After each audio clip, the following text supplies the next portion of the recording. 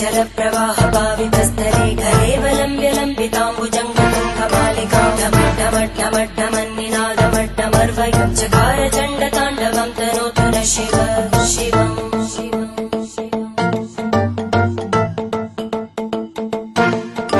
जटाकटाः सम्भ्रमभ्रमन्निलिम्पनिर्जरी विलोलवीचि वल्लरी विराजमानमूर्धनि धगद्धगद्धगज्ज्वलल्ललाटपट्टपावके किशोरचन्द्रशेखरे रतिप्रदक्षिणम्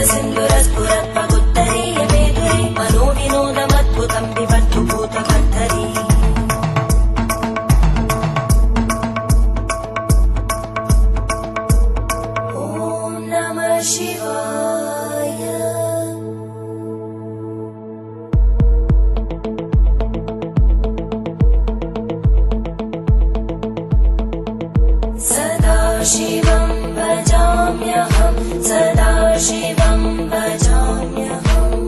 ॐ नमः शिवाय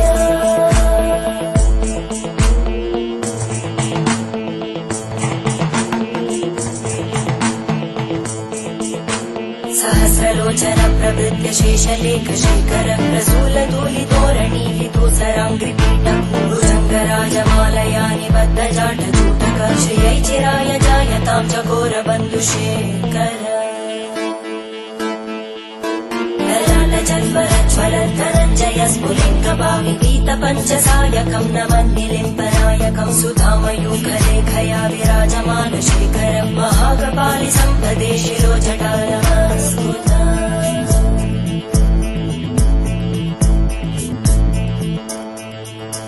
करालभालवट्टिका दगद्धगद्धगज्ज्वलद्धनञ्जयाहुतीकृत प्रचण्ड पञ्चसायके हराहरेन्द्रनन्दिनी कुचाग्रचित्रपत्रकार कल्पनैकशिल्पिनी त्रिलोचने रतिर्मम नवीनमेघमण्डली निरुद्ध दुर्धरस्फुरद्गुहूनिशीतिनी तमप्रबन्धबद्धकन्दर निलिम्पनिर्झरीधरस्तनोतु कृत्तिसिन्धुर कलानिधानबन्धुर श्रियं जगद्गुरन्धर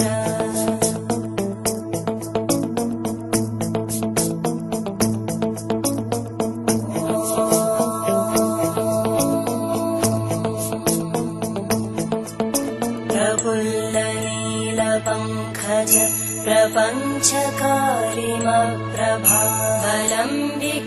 प्रपञ्चकारिमप्रभावलम्बिकण्टकन्दली रुचिप्रबद्धकन्धरं स्मरच्चिदं पुरच्चिदं भवच्चिदं मखच्चिदं गजच्चिदान्धकच्चिदं तमन्तकच्चिदं भजे अखर्व सर्वमङ्गला कलाकदम्बमञ्जरी रसप्रवाहमाधुरी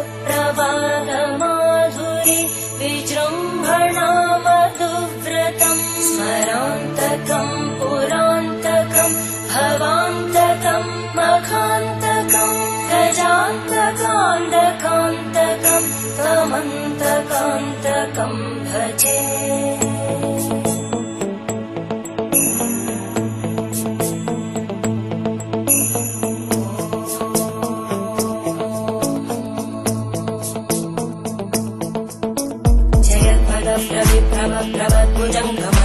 दीर्घमक्रमस्फुरत्करालभालव्यभामिद्धिमिद्धिमिद्वनं मृदङ्गतुङ्गमङ्गल परिक्रमप्रवर्तित प्रचण्डताण्डव शिव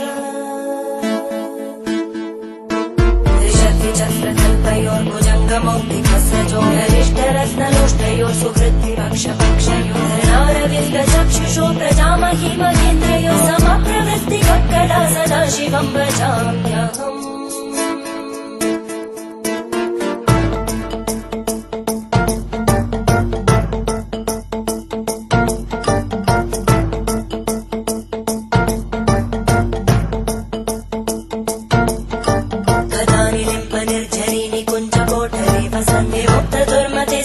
शिरस्तमञ्जलिं वहति लोललोललोचनो ललामबालनर्तक शिवेति मन्त्रमुच्चरन् कदा सुखी भवाम्यहम्